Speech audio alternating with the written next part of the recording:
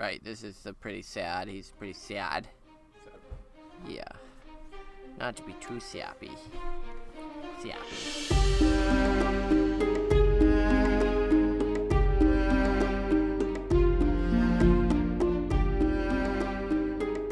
What up, and welcome to another episode of Brotherhood Without Manners, your favorite full spoiler reread podcast of George R. R. Martin's A Song of Ice and Fire series, watching House of the Dragon.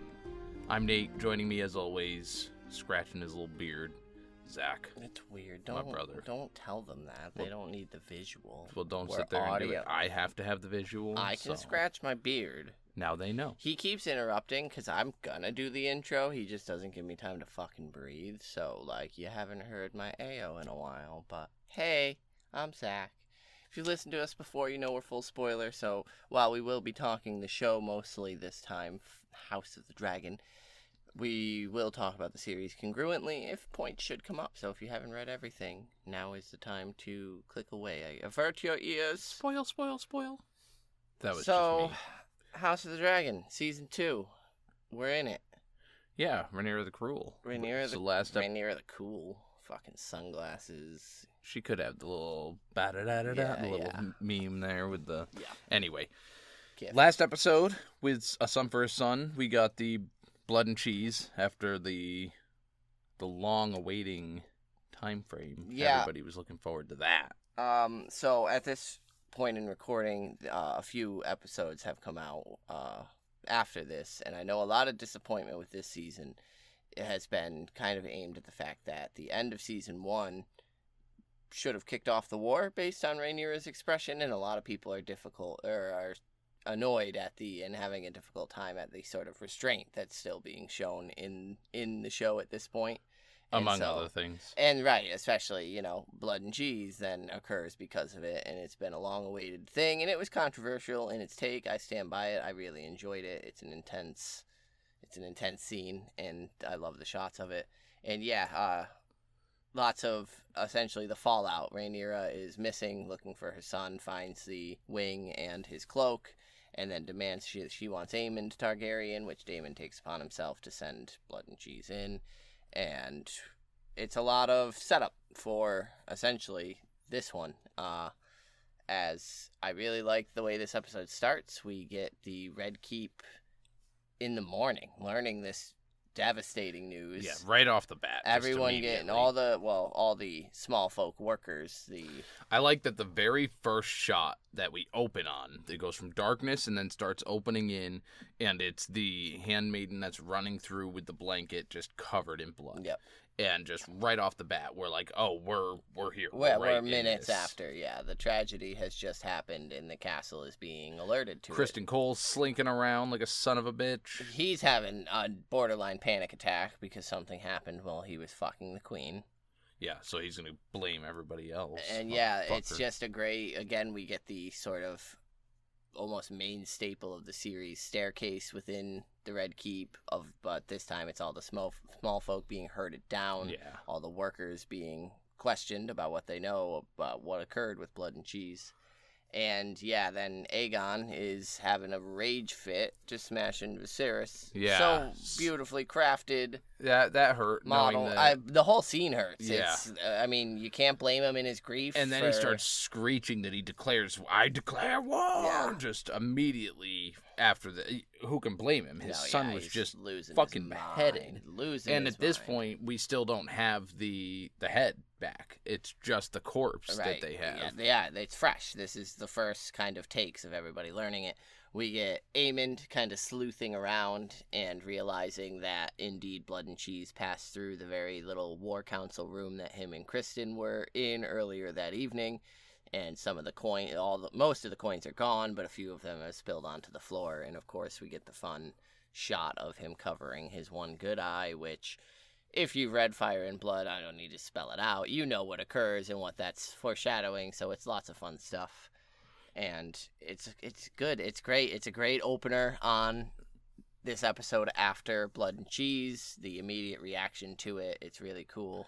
Yeah, then we get it goes to a small scene with Otto and Alicent where, she's kind of trying to process. It's good. I kind of like the way she points out here that, like, even in an almost cold way, because Otto's pretty cold about the child's death, Alicent it almost is too, because she's more concerned about Helaena and what this is going to do to Helaena than she is really about Jaehaerys at this time. And so it's interesting. Yeah, she's hyperventilating. Otto is, I genuinely do believe, trying to appear a little more calm and collected than he would like. I think this has shook him. I don't think it's necessarily in a devoted grandfather way, but I do think it's like an unexpected, oh wow, like they got one of our family, our immediate family, and he likes Helaena, so like he might Who doesn't like right, Helaena? Exactly. He clapped for her and dance. told her she was doing so good. So like he might be feeling a little bit of that too, because there is an interesting look when Alicent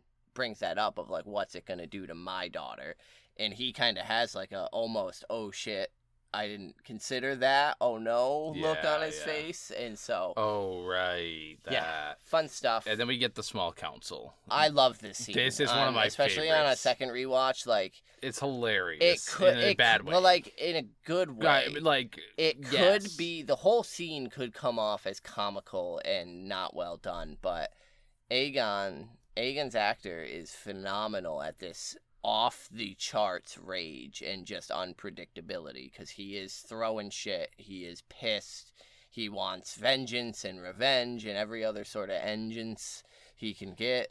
Yeah, I love it because he screams and asks where Criston Cole was, and Criston Cole's like, a bed. He's like, a bed? You what? You're sleeping at night, you motherfucker.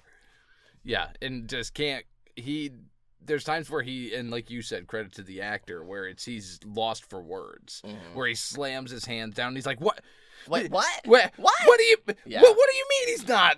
No. Yeah, he's fucking great. And Otto keeps his cool, like, because Alicent's like on the verge of losing it, seeing Aegon's reaction to the death of his son and some of the things that he's saying so kind of brutally and not callously. He's a father who just lost his son, and so he's really struggling, and she's struggling with that. But Otto just kind of maintains this Hightower cool, to the point where Alicent even has to get up out of her chair and kind of walk around for a minute to compose herself before she comes in on Otto's side and is like, yeah, we kind of do need to do a funeral procession. But then, here comes the Clubfoot limping in, saying that they have indeed apprehended someone caught fleeing the city at the Gate of the Gods with the child's head in a sack. Whoopsie. And Aegon's immediately like, I'll fucking kill him. And they're all like, sir, we should really get what he knows out of him first. There may be dangers lurking, you know?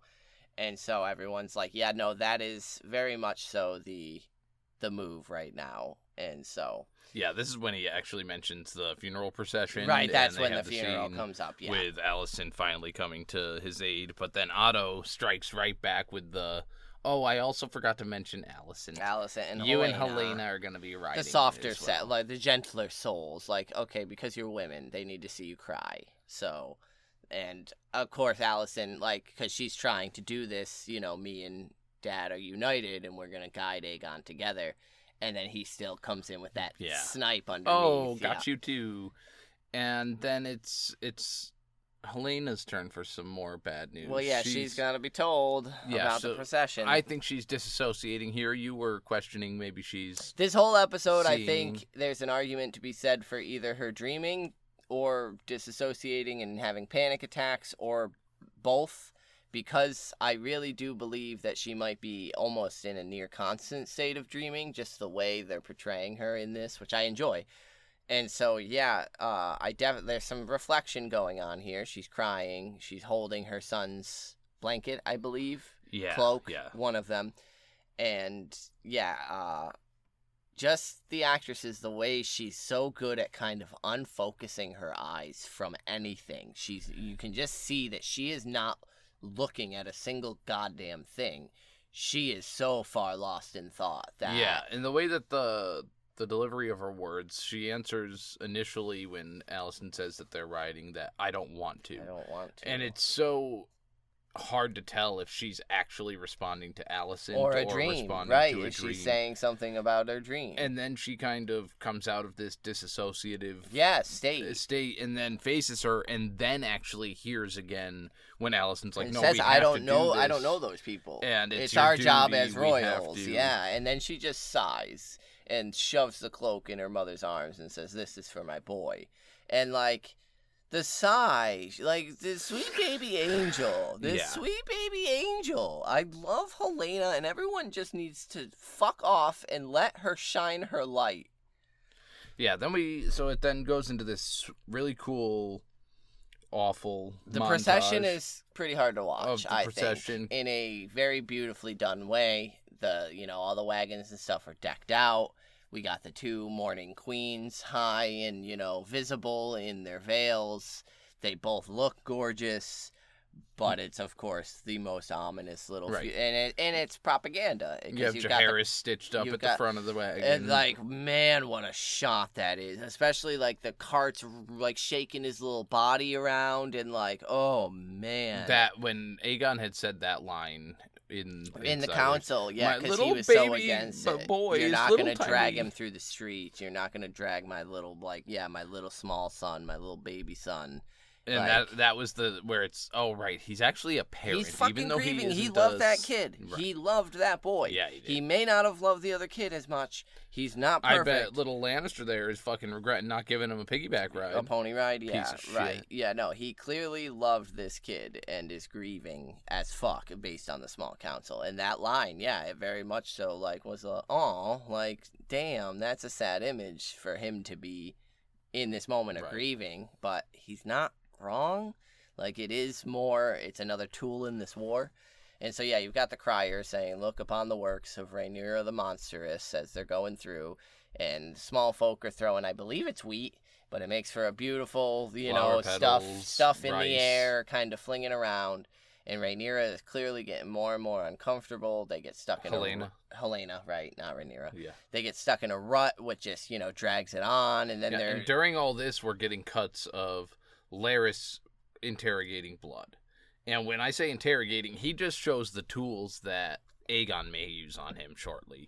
And Blood's immediately like, yo, it was Daemon. It was me and one other guy. I don't know his name. He was a rat catcher. This is who we did. It just spills everything. And then I remember particularly the first time we watched the episode, you really enjoyed the delivery of, are you going to hurt me, my lord? And Larys is almost sad little, no, but I cannot swear for his grace. And then here comes fucking angry daddy Aegon, and not a word. Oh man, and just him carrying that fucking maul, that scepter, the first shot straight to the jaw. It's there, and looking at him dead in the and the quaking from Blood, the fear of this big bad gold cloak fucking knows that he is just. He had really hoped that by spilling everything, some sort of mercy, some small mercy, but the wall isn't an option at this point because they don't like your fucking kind. So.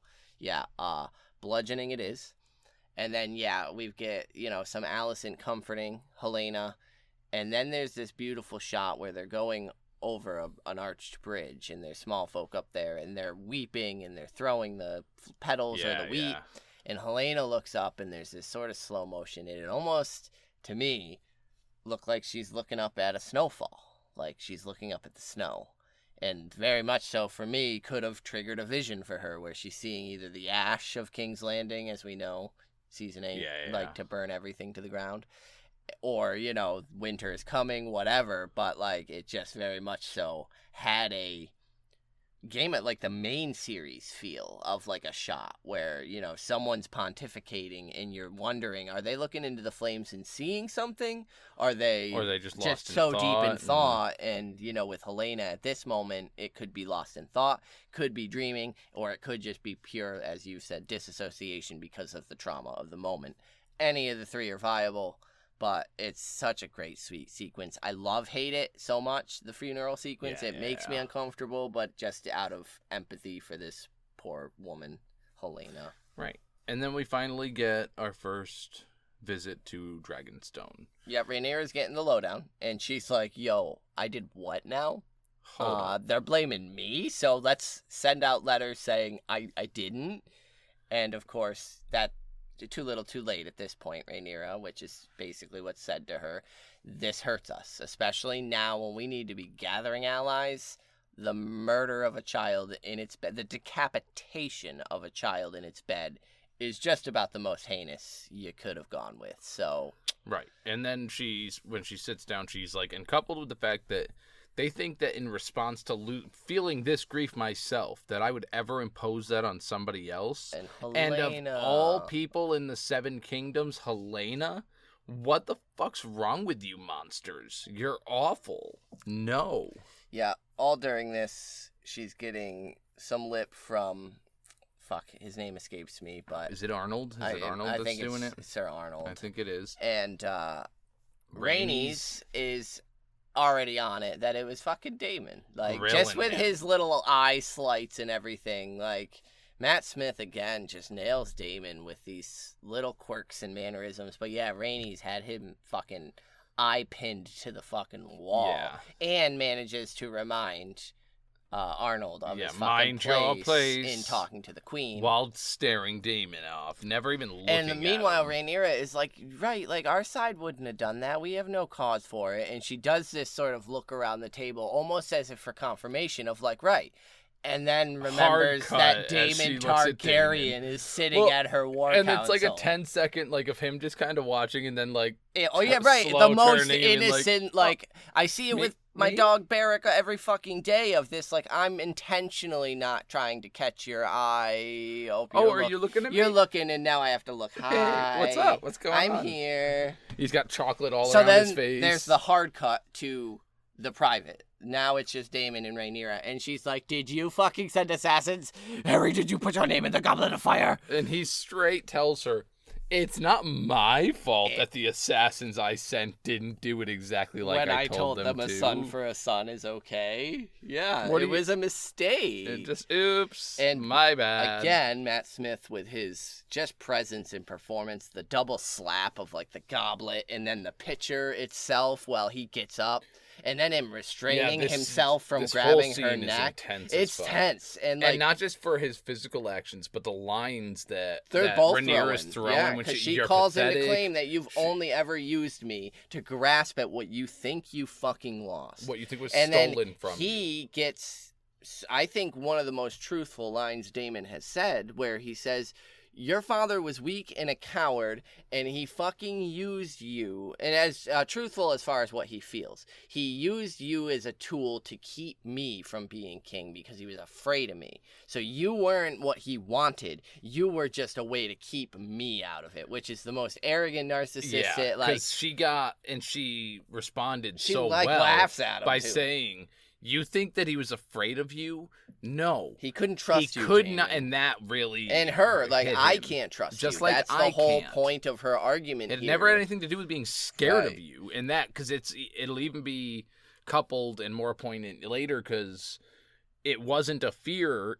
it was, as Otto will say when he's right about to get fired, he was so judicious. Yeah. Everything had... He named her heir because he knew that he could trust her to run the world in an empathetic way. Viserys had his flaws. He absolutely did. But he was aware of the politicals, how they worked. He was a well-read, smart guy. As naive and stupid as he was being a Targaryen I mean, before king. all the opportunity for scheming came out, like... Viserys was super wise in naming Otto Hightower as his hand. Otto is a great hand when he's not... pushing for personal ambition, which Otto Hightower in this episode, king in my heart, king in the north, king of the fucking world. But yeah, it's super. I really like this episode and the reaction from Daemon and Rhaenyra in this council of her just basically losing her shit of saying like, you have weakened the shit out of my position. Hardcore. And then she straight up asks him if he accepts her as her queen as his queen and ruler. And he says, was it not me when Erryk delivered the crown that put it on your brow? Is it not me going to fucking Harrenhal to raise an army? Which, we're a couple episodes in at this point. LOL, foreshadowing. He isn't at first. And so it's great. And then he fucking storms off. Passes by Bela as she's making her way down to the to Rhaenyra's chamber Right. as well. Yeah, 'Cause she Rhaenyra was summoned her, and Rhaenyra wants her to take over, keeping an eye on King's Landing. Right. She wants to know their movements, reminds her to stay high, move quick. And so Baela accepts the mission and then asks after Daddy Dearest Daemon, who just stormed off, and he's a putz. He does what he must. And then we get this weird little scene between Alicent gets a bath filled, goes back to King's Landing, and as she's seeing her handmaiden out, she asks Criston if he told anybody, and he's like, the fuck? Like, what? Seriously? Yeah, let me just tell everyone that I didn't protect the prince because I was sleeping with the queen, like, mother. Like, right. What? No. Yeah, so I would ask and pose the question of, like, we can all agree that this is, like, where Criston Cole truly becomes a villain? Like, truly becomes that irredeemable that he says right here to Alicent of there is no, absolution for what I've done? Where he realizes that I can't be saved, so why should I not go to the most extreme because levels? of the things that he preaches about the virtue of the cloak and the honor of their vow, when he is literally dealing with the shame of not protecting the prince because he was fucking the queen mother. Right. And so, he goes down to... Poor Erryk is down eating some fucking lunch. Right, after a long night of patrol. Long-ass night, and standing so he's guard. got some mud on his cloak, which Criston jumps on, asks him, and that's after the procession from the day before. Right. He did that, then he worked all night, just got in, was like, yo, I'm gonna grab a bite to eat real quick, so I'm fucking famished. And yeah, Criston's like, who do you think you are? Right. This is a symbol of our purity, our virtue, justice, and our virtues, and you're gonna... You dishonorable scumbag fuck, Sir Erryk. And Sir Erryk's like, my bad, bro. Like, I'll go take care of it then. If you're going to be a little fucking cunt about this, then... Which is where it gets petty, because you can see that that's not the reaction Criston wanted. He wanted a little more... Nyeh. Right. And so he turns and then asks where he was last night when the prince was murdered. And... Erryk is like, the fuck? Where the fuck were you? And, Well, because this is where it gets bullshit by Criston Cole. Erryk was like, yo, I was with the king. He wanted to hang out with his mates. I'm the king's guard. So the king, I was on king duty. Yeah, right. And he decided, no matter how many times I was said, on my patrol. Hey, listen, king, you probably shouldn't go into the throne. It's getting late. Maybe... Doesn't matter. If the king doesn't fucking want to, I stand there and protect him where he is. I was on my duty, Lord Commander. I was doing my fucking job. Where were you? Abed. I was abed. Criston does not like being called out against it, and he fucking kicks and basically says, your brother fucking betrayed us and is a thief and took the crown to Rhaenyra, and then everyone else clears out. They're like, oh shit. Oops, uh-oh. He's getting a scolding. And so, yeah, he gets in his face and basically says, how do we know that you're not helping him? Because you're scumbag twins and scumbag fucks. And jeez. Like, he is. Like, that's what he's trying to break him down so much, and then gives him the ultimatum. You have to fix it. And he twists it like a master manipulator where he goes, but you could change that. Right, you can fix it. Now bring redemption back. And you can go, if you just go on a crazy suicide mission where even if you die, it doesn't matter because we succeed. We need you to go do that for us, all right? It's a shot in the dark, but don't suck. Yeah. Kill Rhaenyra in her own castle. LOL. And he's like, alone? And he's like, yeah, you look like one of them. You got a twin there, so, you're good. And he's like, yo, you send me to my death. And he's like, no, to triumph and glory. Like, fuck off. So, it's that, or he says, I can take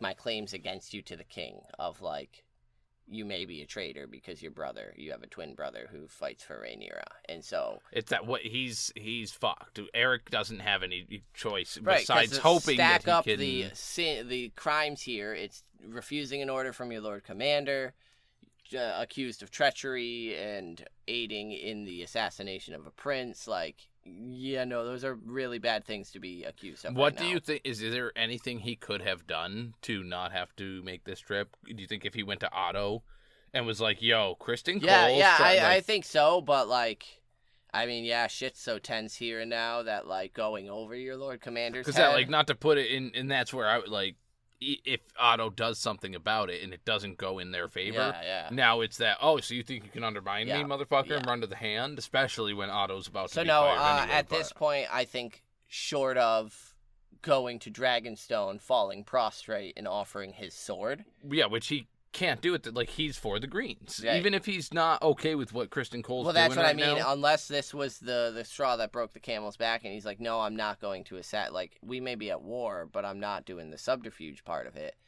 And so that, I think, is only option then if he was said is no. Going and saying, hey, they sent me to assassinate you. Here's my sword. I couldn't do it. Either I'm a prisoner or I'll fight for you. But, like, I don't play like that. Yeah. Like, we're not supposed to be. We're the Kingsguard. Unfortunately, Erryk is choosing the assassin route, which no blame, no shame on him. Dragonstone back again. We get Bela annoyed about her father and kind of taking some anger out with some crossbow practice while Jace comes up. And they essentially I like these two. I do as well, they're a power couple for sure. They're just, chit-chatting about their parents. And what Daemon's and like. Rhaenyra and Harwin strong. And, they're giving each other comfort in this moment, which is just nice to I see. really like when he says, I think Sir Harwin loved us. And she was like, yo, hold up. He for sure did. Of course he did. He started shit with Criston Cole in the yard. He boxed that motherfucker. Come on now. And then we also, we're going to get real for a minute, listeners. You know us. We keep it real. Oh, shit. If you have degraded or said anything fucked up about this next scene, like, fuck off. Because I think this is one of the, like, most beautiful, intense scenes in the show. We get Aemond in the brothel, curled up in the lap of this woman, and it is him stripped bare. Just vulnerable. And completely open and vulnerable. And, like, people are, doing the Voldemort memes and shit of Voldemort under the bench and everything. Like, body shaming the fuck out of this dude. Like, as a scrawny dude myself, I felt fucking seen. So how about y'all chill out? Because homie is a king. And it's a great fucking scene for his character development because he's sitting there ruminating. Yeah, we get a lot of they bullied me as a kid. I really do feel bad for Luke. I regret the stuff with Luke. I lost my temper. Like, I didn't mean for any of it to go down. We have fucking dragons, and I lost control of my dragon. And she tries to initiate a little sex, and he's like, nah. I'm just literally, I want. She also drops a bomb of a bar where she's like, when Targaryen princes lose their temper, it's everybody else that suffers the consequences.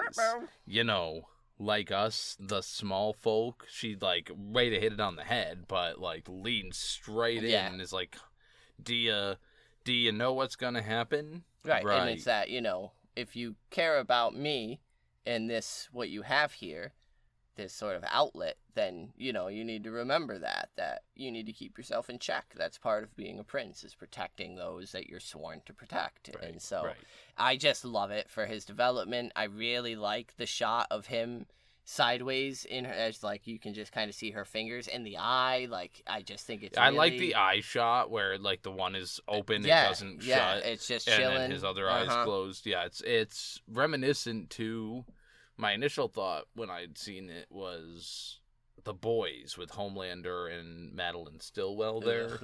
But this is... less creep factor for me. This is less creepy and awkward. This reminds me more of the... If you'll remember, in, I think, Season 5 of the original Game of Thrones, one of the Unsullied goes to a woman of the night and just basically doesn't want sex. He just wants her to hold him. Yeah. And then eventually she's one of the harpies and cuts his throat. But maybe I'm misremembering, but I feel like Tyrion did something similar where he just went and was going to, but didn't actually. Maybe that's when he got caught by Jorah. Yeah, I think it's after his father stuff where he's being weird.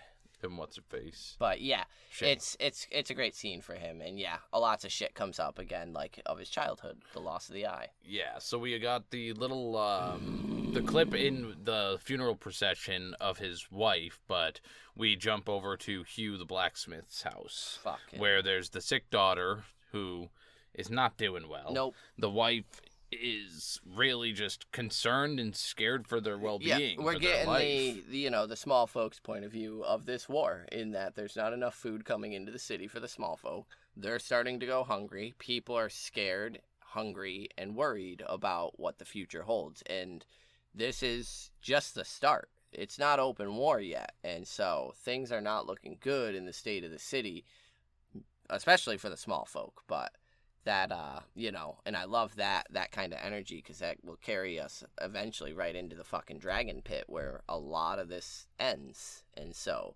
it's the small folk, man, that energy, once it starts building, it just erupts. And so it's a cool ground view level. Right. Fuck you, the hammer. But anyway, we then jump over to Driftmark. Yes, where we get Alan. And I really wish they would spend a little more time on the brothers' relationship. It's actually nice to see fucking Alan, like, emoting and acting not robotic. Yeah, and it's fun to see, because, again, this no is just shade to the actor. I think the actor's great, but, like, give him a little more to do. Yeah, a more conversation with depths, and not him being standing in front of a lord to Corlys, who's, like, because he doesn't like we get it, he doesn't like Corlys. Yeah, so this is another scene of showing small folk and people that are not born as lords. They're bastards of Corlys, and it's the younger brother is greeting the older one, and they're just kind of getting ready to catch up. And he'd heard that he was broached by their he Lord saved father. Corlys, and Corlys came down and saw him at the docks, because of course that word gets around. And he's like, so what happened? Like, you're gonna be working for him? And he was like, no, I hope not. I wouldn't accept if he did. And Adam is like, bro, you should. You'll make your fortune. And he fucking owes us, dude. And I love it, because Alan is just like, yo, are there carrots in your goat stew that you're making? Just keeps deflecting. And, like, it's so good, because it shows their relationship. Like, they grew up, where Adam was the cook, and, like, Alan was probably the provider of the stuff for the money. Like, I just love that, because that's one of the first things Alan asks him is, is there, please tell me you've got some goat stew cooking your at famous home. Stew. And, like, I love your stew. And so it was great. I Hard love the cut scene. To Daddy Boy. Yeah. Daddy and Rhaenys in bed, where they're, discussing Daemon and Rhaenyra currently. Rhaenys is concerned about Daemon, as always, because she's had him pegged since day one. And Corlys is like, you think he would challenge Rhaenyra and make his own claim? And she's like, who the fuck knows at this point? And so what's funny here is she's making the same argument that she's going to lay into Corlys about, that she's been for a while, that you're still trying to reach for the crown. Yeah. I'm over it already. And it's going to take till Rook's Rest before he finally figures that shit out. But and she's also shining some light on Daemon, because she says, I know what it's like to be passed over by the crown, and it's a tough thing to let go of. And that's what Daemon is entirely internally battling, is not being able to wear that crown himself. Because he's a sucker. And he wants it. He's 100% selfish, and he wants it, and he can't deny that he wants it. But it's that. Daemon has come close quite a few times and just never quite stuck. And so, well, as Patty will tell us eventually, the crown lies heavy. Mysaria is brought up to treat with Rhaenyra, as she's been a prisoner since she was a stowaway, and she gave Daemon some info about King's Landing to kick off Blood and Cheese. And Rhaenyra wants to know what her part in it was, and recognizes her from when she was younger, and is like, oh, fuck, you've got the web in King's Landing, like that. And she's like, I provided Daemon 2 names, and that's it. It was purely transactional. And yeah, she just now, in that, Rhaenyra realizes that she's the White Worm, the one that Daemon was gonna just marry and she saw him at Dragonstone. He stole the egg for her. She still doesn't know at this point that Mysaria can't have kids, so that was all a BS lie by Daemon spreading shit. Yeah, she said it was a joke that lots of people believed and had fun spreading. And not everyone was entertained by it. Yeah, and so Rhaenyra, in realizing this, is, because Mysaria says, Daemon gave me a choice, my freedom for the 2 names, or, be a prisoner forever. So, and Rhaenyra is like, yeah, it doesn't benefit me to set you free, because either you fuck off with good information, you're a good asset, or you betray me in some foul way. And she's like, yeah, I have no interest in betraying fuck the Hightowers at this point. You haven't fucked me. They burned down everything I worked to build. And so But she's excused. Rhaenyra fucks off and reads, Right. I guess. I don't know. Reading Valyrian history about the dragons. And we get to see Ulf, little Ulf in King's Landing. Uh-oh. Who, man, I'm still a little sour at him myself over the... Well, don't worry about the finale, but like...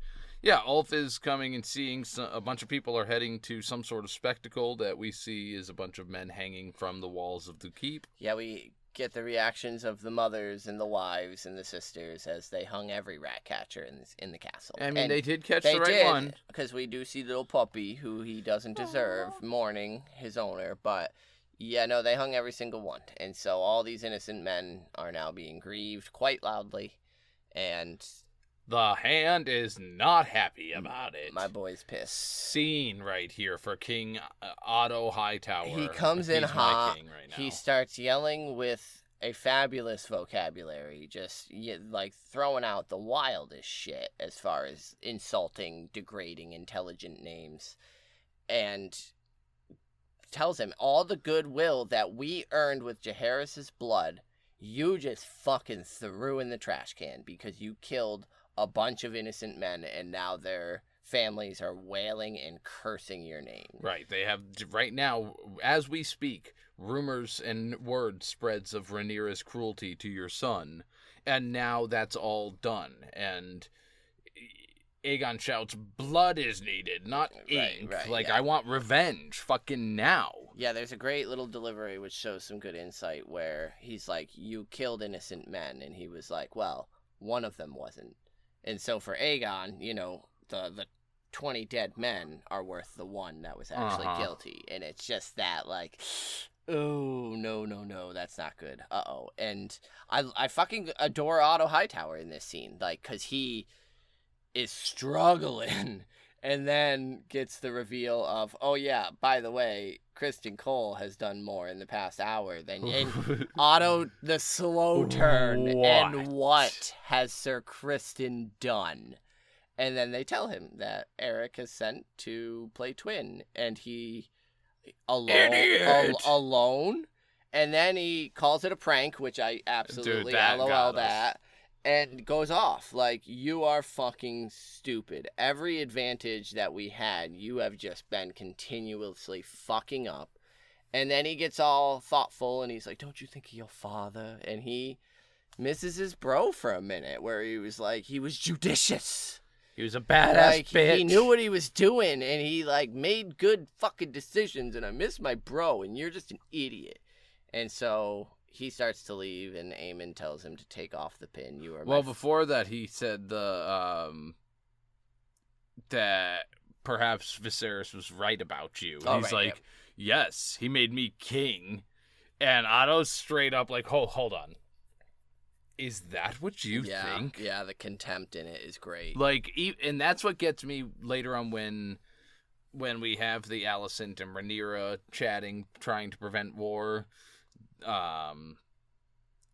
Even Otto understands that was bullshit what Alicent said with Aegon being the heir. He knew from the get. Well, that's what's funny about this line is if the words Otto came out. Hightower made you king. Right. He had been working that small council toward this for years at this point. And so you're literally saying, Grandpa made me king to the man who actually made you king. Right. And, like, that's where the contempt comes through. Because it's that of, like, he's never going to understand the game we're trying to play and the position we're trying to keep our family in. So, yeah, take off the pin. You are my father's hand, not mine. Give it to Cole. And even Criston's like, your grace, fuck. But, and I love it, Otto doesn't hand it to him. He fucking throws it at his feet. Yeah. Pick it up, bitch. Chucks it across the room. And then leaves and bounces out, thankfully. Stops and does this quick little, like, looks out over the balcony, and it's... I love those shots. How many different shots we get of that same courtyard with and the different people looking down on it at different times. So, back on Dragonstone, Rhaenyra, with Sir Arryk, tells Mysaria she's free to go. She will keep the word of her house if that's what she claims was promised. Up giving her a boat to Essos, like all sorts of shit. And then tells Erryk to help her, wait for her to collect her belongings, and then get her an escort down to the ship, which he does. And as she's trotting along, I love this shot. It's just a great, like, on the ground of Dragonstone. We see her going as, you know, a new ship of some sort is coming.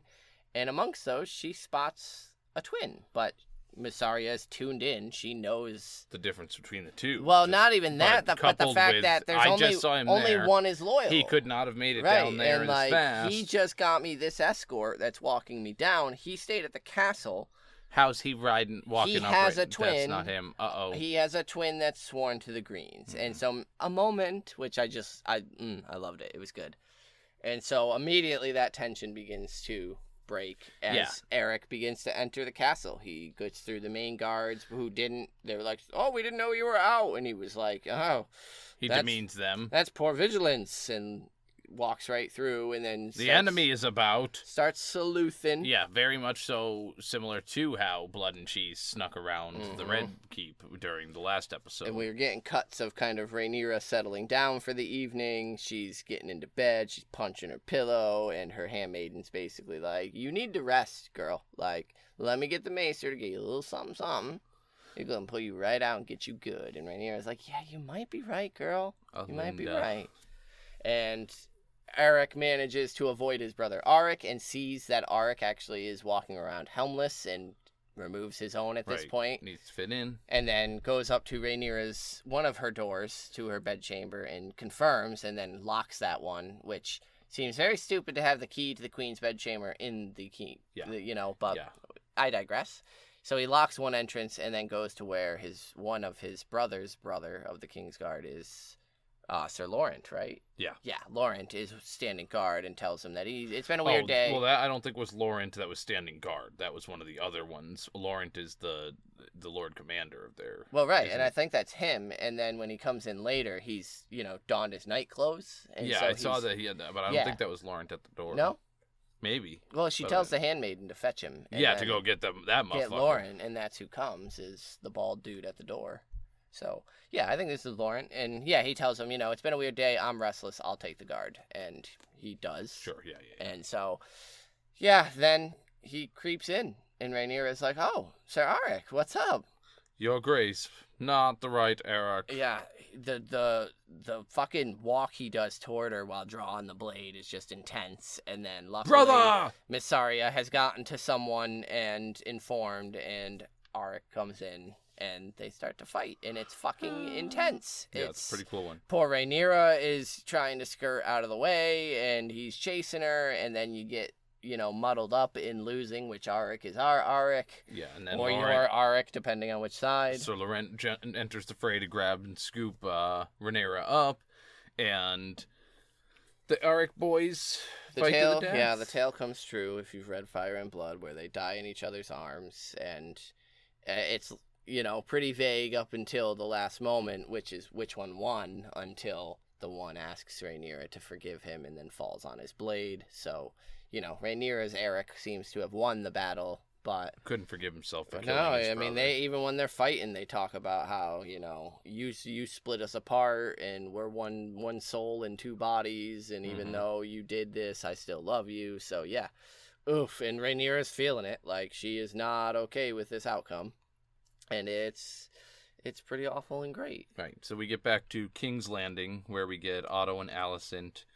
Otto is warning her, Criston Cole and Aegon are just no good for each other. They're firing gasoline. You need to keep your eye on these jackasses, because they're out of control. They literally just sent people with water balloons to throw them at Rhaenyra. So, yeah. And then he's like, I can't work here. I cannot work in this environment.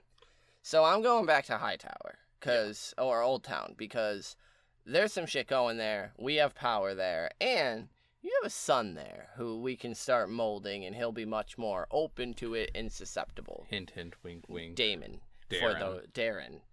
So many fucking Targaryen Daemon. names. Yeah. So yeah, that's a name of note. Yep. So Alicent instead asks him to swing by Highgarden. House Tyrell is having trouble with their bannermen, so you need to bring them into reign.